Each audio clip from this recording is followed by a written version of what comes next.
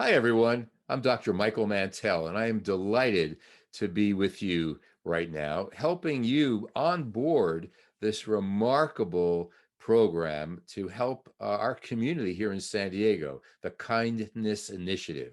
I'm going to be spending some time with you, I hope, up leveling some skills in interacting with people and help make this volunteer experience a positive one for you and for those that you'll be helping. So I'm going to share the screen right now. Let's just do this and get this up.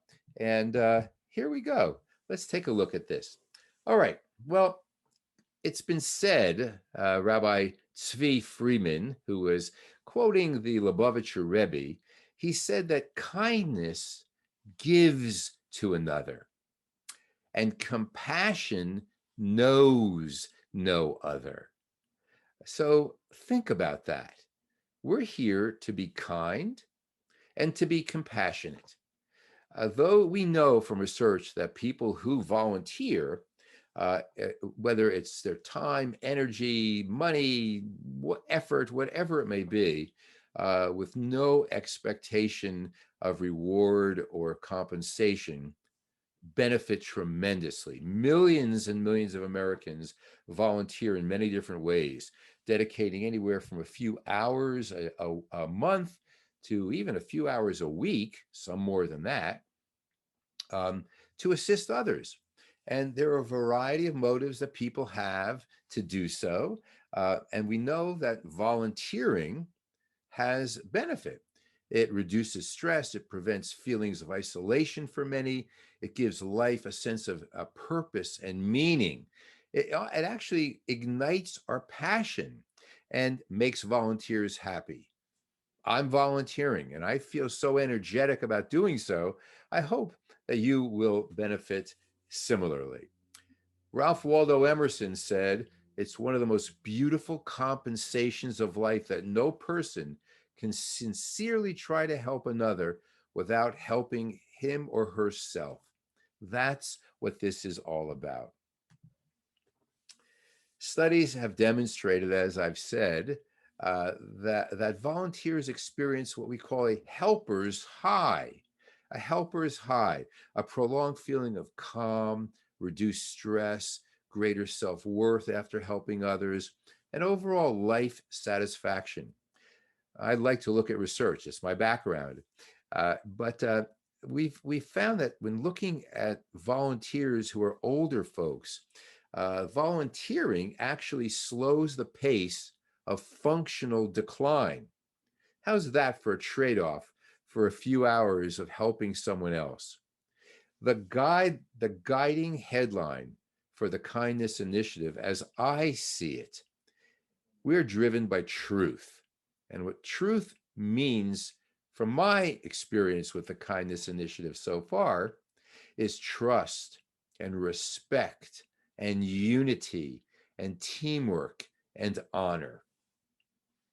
We want to be kind to all kinds. That's the key.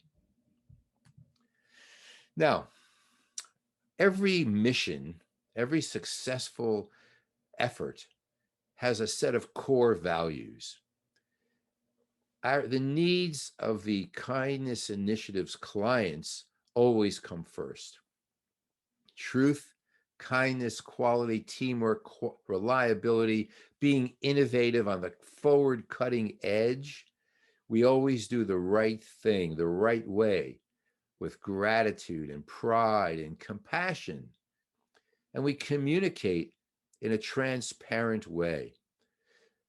We are gossip free. It's called Lashon Hara in Hebrew. We do not do that. We will harm people when we speak about others, and even when we speak about the specifics and the details of how we're helping others. We're respectful.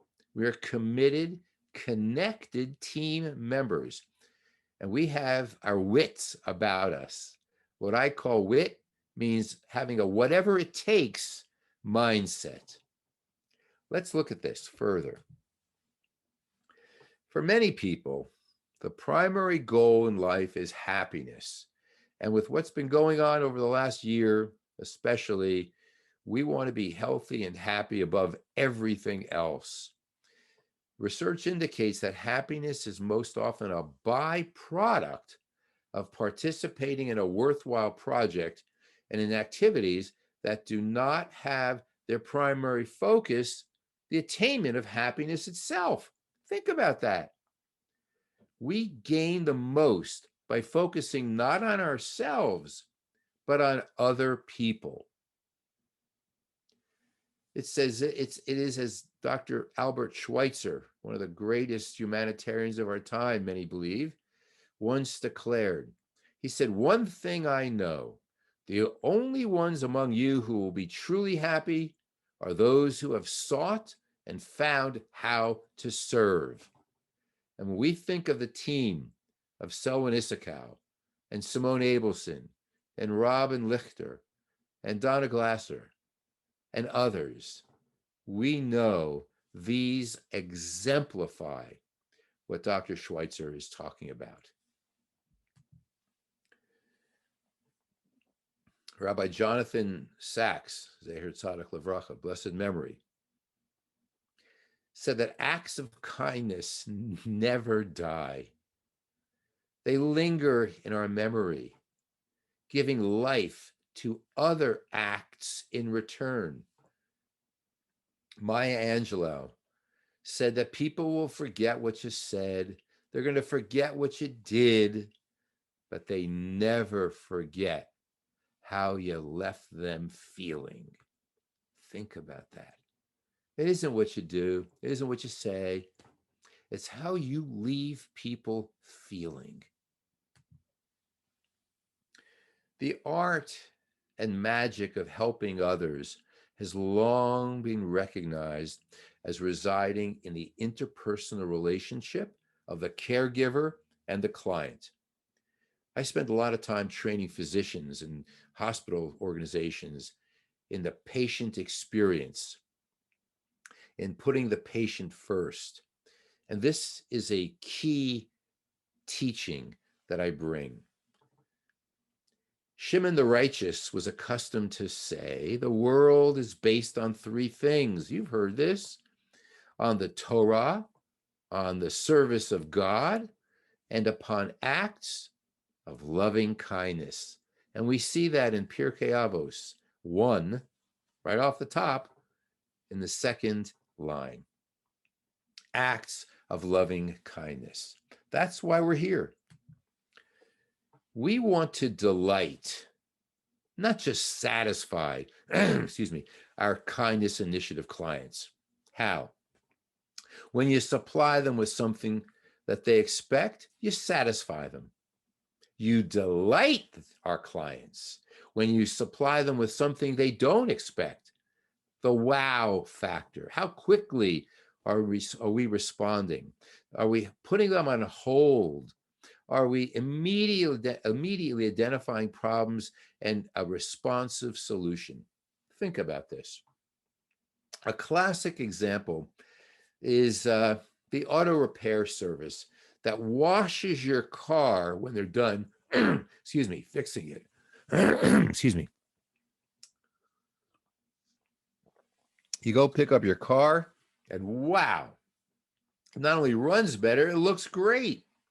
Most people don't leave the auto repair shop with a smile on their face. You can change that. A fellow by the name of Steve Curtin wrote a book, Delight Your Customers. And he says that 80% of businesses believe they provide excellent customer service, but only 8% of customers think so. You want your customers, you want your clients, you want KI clients to have no doubt, no matter what else happens, that they can count on you, on us, going beyond the call of duty to take care of them, to take care of them. Now, let's start with presence. When I was a young kid, I still am in my head, But when I was actually a young kid, no one ever used the word meditate. Michael, go meditate. Michael, be present. Are you kidding me? We haven't heard that. That's a hip, trendy business term today. Let's meditate. What is the word that I heard, and probably many of you heard? Michael, pay attention. Michael, pay attention. Look at what you're doing. Focus. Today, we have the word presence. Only when you're mindful, meditating, mind attention, focusing, will, will you release your inner compassion. We have to be quiet to calm our racing mind. We have to take a deep breath, shift to a posture of presence, lean forward. This is leaning forward. This is like, does he really care what he's saying? But when he's like this, he's energized, he's here, he's focused, he's present. Face the person, even if you're on the phone. If it's Zoom, it's easy. But if you're on the phone, face the person. What person? The one in your mind. Give your undivided, respectful attention. How many of you have gone into a gym? I work with a lot of fitness trainers and train them. And you see the trainer doing this. Yeah, two more. You're doing well. You're doing great. Yeah, absolutely. Keep going. We don't ever want to see this on a Zoom with a client. Open your heart to tune in. A lot more about this in a moment. Don't think about what you're going to do next. You have a ton of things to do. I have more things to do after this. You have more things to do after watching it, but don't think about that. Think about where your feet are. I want to take a 2-minute opportunity right now to suggest an experience you can have right before you get on the phone. Now, much of my sessions working with folks today is Zoom. And honestly, before I get on the Zoom, I do something just like I'm about to do with you. So let's get into a comfortable position, whatever that may be. You want to sit up, you want to lie down, if you can still hear me, close your eyes and take a few deep breaths.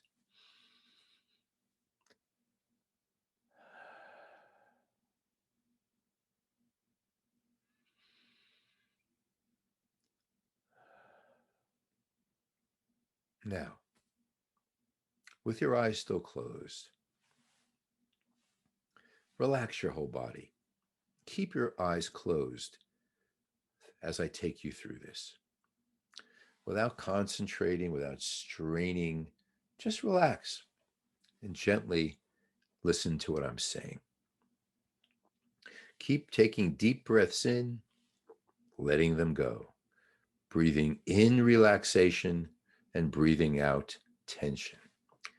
Keeping your eyes closed, think of a person close to you who loves you very much. Could be someone from the past or the present. It could be a spiritual teacher, a guide, a rabbi.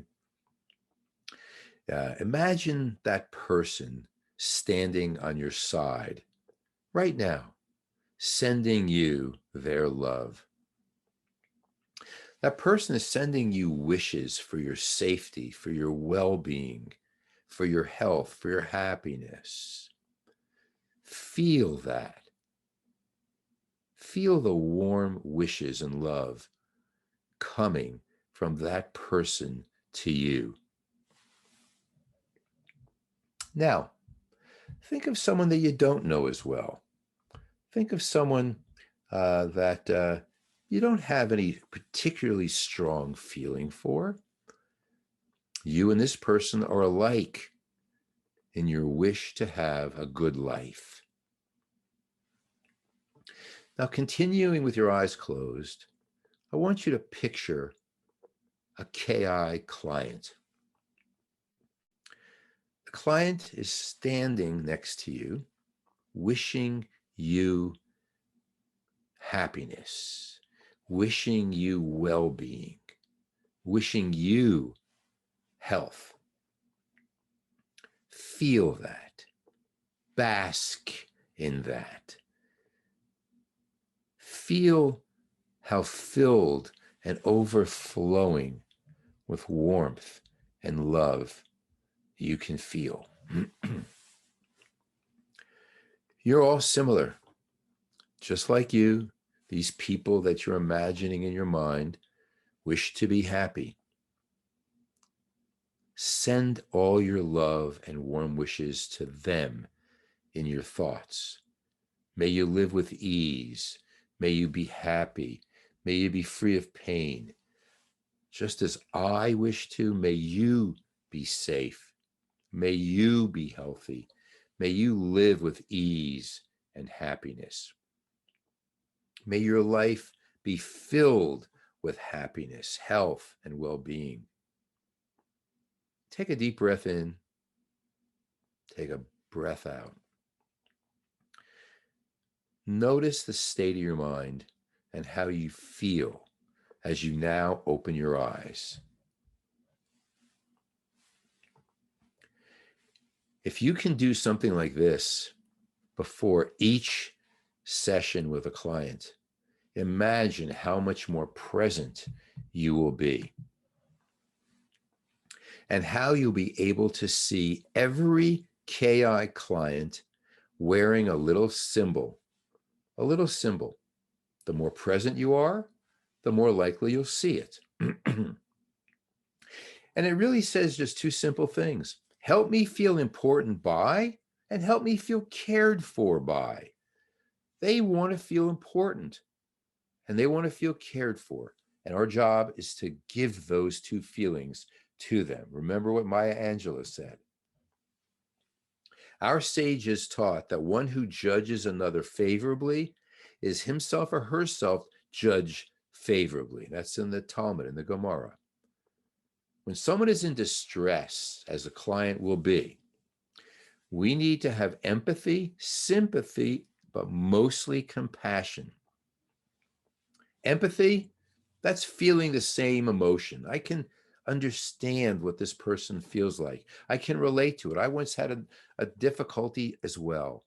Sympathy, feeling sorrow or concern for that person, and feeling care and warmth for the other person and acting on it.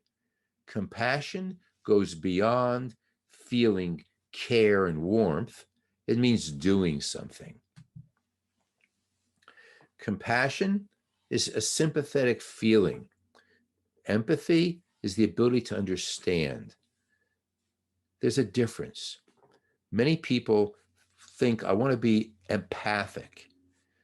But in order to be empathic, to really deliver that, we have to see people's pain and find out how we can help them.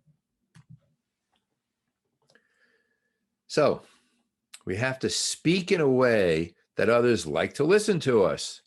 And we have to listen in a way that others love to speak to us. The Rambam said that acts of kindness are greater than charity, since they can be done for both the rich and the poor. Charity can only be done with one's money, while acts of loving kindness, the Rambam tells us, can be performed both personally and with one's money. Now, most people listen with the intent to reply. How am I going to answer her? What am I going to say to her? She's talking to you, and you're thinking about what you're going to say. If you're like many people, and this is just, we're all fallible human beings, we want to be understood.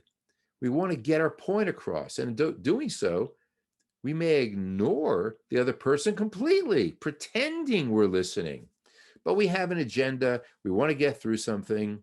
So we ask the person how they're doing and blah, blah, blah, blah, blah. I just want to tell them what to do. That's not it. We don't want to selectively hear only certain parts of the conversation or attentively focus on only the words being said, but miss the meaning behind it. So why does this happen? Because most people listen with the intent to reply, not to understand. We want to be different.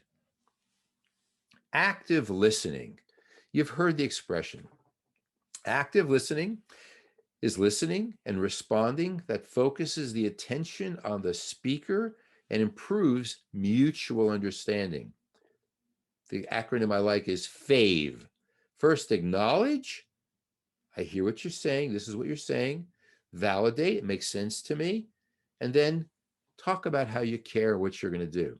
Connection builds relationship, rapport, trust, and an openness of communication that leads to accomplishing something. The door to greater connection with our KI clients opens when our clients feel you hear them. They feel heard. They feel understood. They feel appreciated and accepted without any judgment.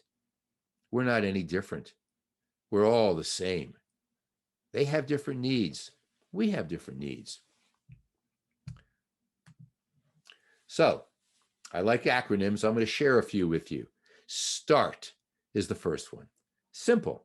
S, smile and greet the client warmly. Use the client's preferred name. Tell them your name, your role, and what they can expect from you. And then actively listen, empathy, compassion, and fully assist. R stands for rapport, relationship building. And T, always thank the client at the end. START. The handout of this presentation is available, so don't worry about getting all this in your head. It's available for you afterwards. The Cleveland Clinic, a wonderful, wonderful institution, uses something that they teach called the HEART method. Respond with heart. Hear the client's story, empathize, apologize if necessary, always. Respond in positive ways, asking more than telling. And thank the client again at the end of every session. Heart. King Solomon tells us life and death are in the hands of the tongue. The way we speak to clients, what we say, what we don't say, that is life and death. Rabbi Shimon ben Elazar says a person should always be careful in the way he or she formulates his responses. So another tool that I use with physicians, teaching them, is RSVP skills. R, reflective statements. So Joan, I hear you saying, S, support. I'm here if you need help or support. I tell every client after the end of a session, look at my business card. It says hours. There are no hours listed. It says available when you're in need. I'm here when you need help or support. Validate. It's understandable that you would be in this position. It's understandable to me that you would feel this way. And then partner. Let's work on this together. RSVP. Okay, we're going to get into something fun right now. I'm going to teach you to be junior psychologists. Not really, but how to read people and respond to them. So this fellow, William Moulton, a psychologist, a philosopher, a lawyer, a writer, an advocate for women's rights. He taught at Harvard back many decades ago in the 40s. He invented the polygraph, the lie detector. He also created, I should say, the character of Wonder Woman for DC Comics. And that's now a hot new movie. But he also developed something called the DISC model of understanding people. Look at that picture. Well, let me show it to you a little more closely. Now, we know what the golden rule is. I want you to forget the golden rule. We're going to use the platinum rule. The golden rule is treat others the way you would like to be treated.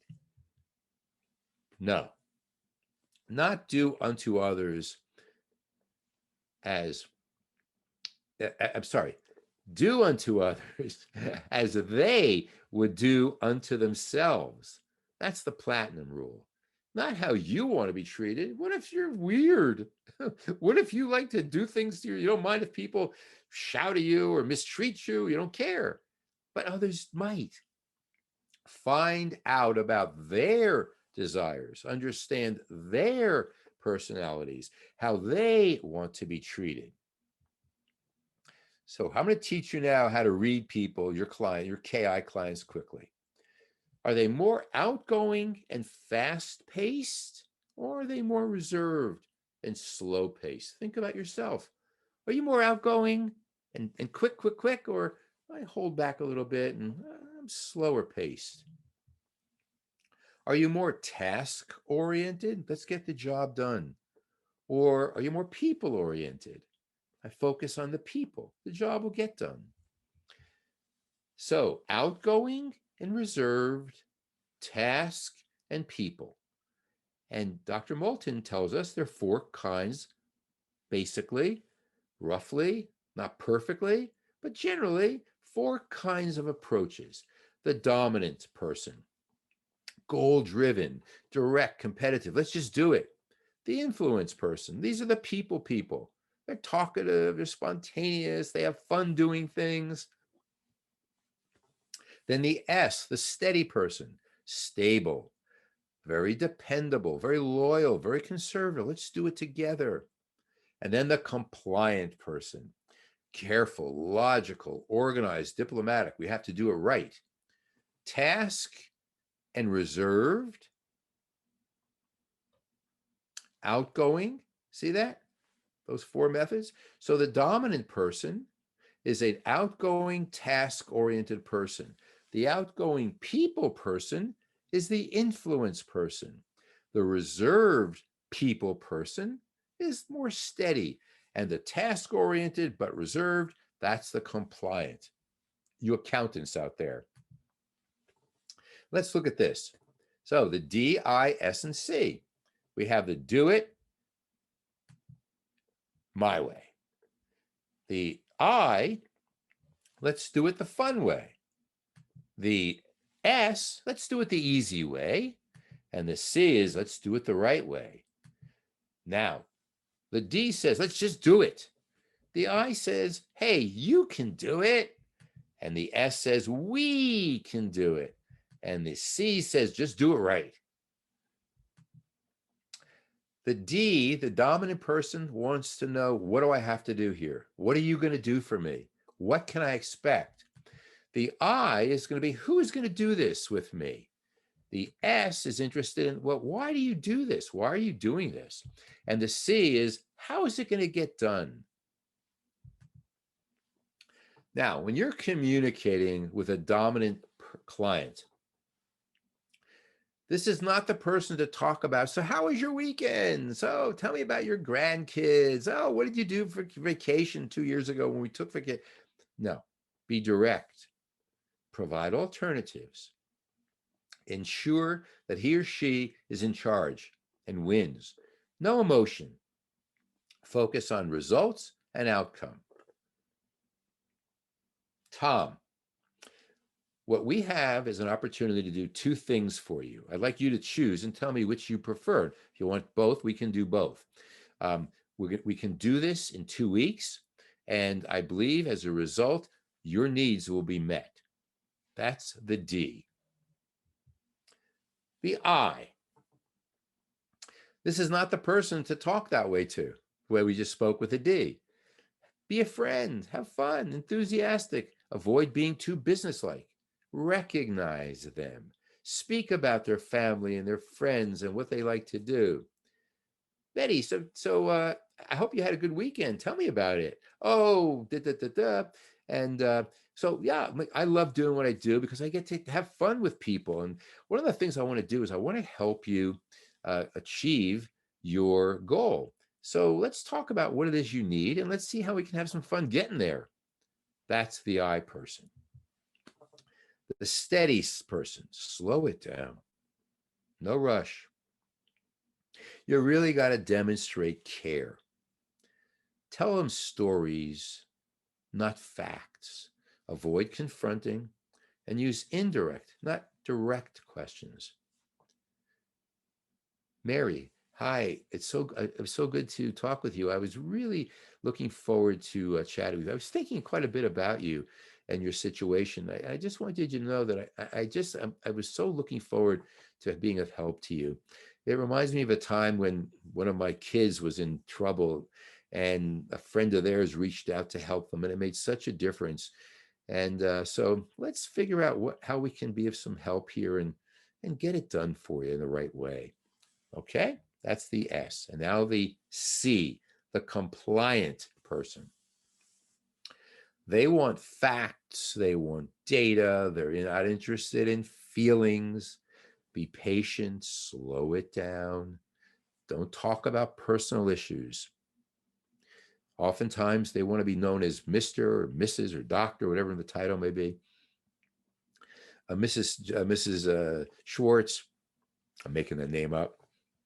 Mrs. Schwartz, I understand that you are in need of car repair, and I understand the bill is $850.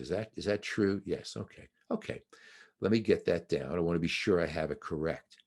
Now, what I'm suggesting that we can do are the following four things. Hear the difference? Okay. That's how you communicate with the compliant person. There are two kinds of communication. There's the heart communication and the head communication. The heart, you're talking about emotion and caring and empathy and compassion.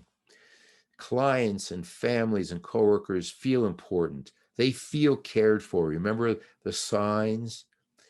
They can then, after they feel the heart from you, then hear the head. What's the head? The tasks, the forms that need to be filled out, the steps that are going to be taken, the plan. The people that we serve get valuable, specific information. They appreciate answers and solutions. So again, two kinds of communication. Again, we teach this to physicians. Someone says, I'm in terrible distress. I need help now. The head response says, tell me what you need. I can get it to you in 3 hours. Take 3 of these pills twice a day. I'll check with our provider, see if there's some other way to get it to you faster. The heart response, I'm so sorry you're in such difficulty right now. It must be extremely hard for you. I want to help you so you can feel comfortable. I think most of us want that. Or maybe I'm just showing my eye side. I don't know. The kindness initiative practice teaches that you use a heart, head, heart sandwich when you're talking to clients. I'm sorry you're facing this situation. I want to help. I'm going to talk with Simone or Donna and see if there's a way to get it to you sooner than next week. I really want to ease your pain. We're in this together. That's the heart, head, heart sandwich. Francis Peabody, MD, one of my favorite quotes, back in the 20s, said the secret in the care of the patient lies in the care for the patient. The secret in the care of kindness initiative clients lies in the care for kindness initiative clients. So, to summarize, here's some key questions to consider. How can we turn our interaction with our clients into personally meaningful encounters? How can we create space for meaningful moments with our clients and others that we serve? How can we emphasize? I'm always empathize. How can we emphasize the most gratifying parts of our volunteering efforts and de-emphasize natural frustrations, which are inevitable? What have you been learning that makes you feel better about your volunteering with the Kindness Initiative? And what would you like to learn that would nourish you in your life as a volunteer for the Kindness Initiative? We're going to be meeting on a regular basis as a group, and we're going to talk confidentially and share to grow personally and to grow our skills in serving our clients in the Kindness Initiative. We're not just tossing you into this, we're elevating the entire experience. Now, I never end a presentation anywhere, from scientific conferences to TV, if I can get this in, or wherever I'm presenting. I never end a presentation without this slide. Don't leave this presentation before making the widest grin you can. Why? Because it helps your stress, it helps your memory, it helps your nervous system, it helps your immune system. We hope this experience puts a smile on your face. And I want to thank you very, very much for the opportunity to spend this time with you, giving you these skills, helping uplift and up-level your abilities in working with KI clients, and enriching this experience for you as much as we can. Thank you all very, very, very much. Have a great day.